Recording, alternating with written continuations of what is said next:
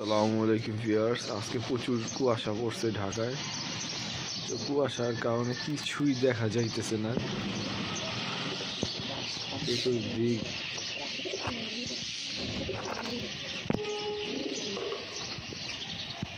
কুয়াশা আর কুয়াশা, প্রচুর কুয়াশা। ওই বিল্ডিংটা দেখাই দিতেছে না।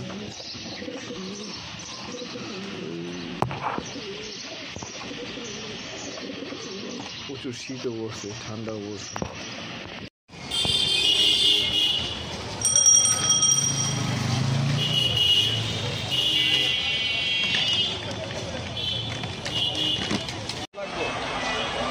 প্রচুর শীত।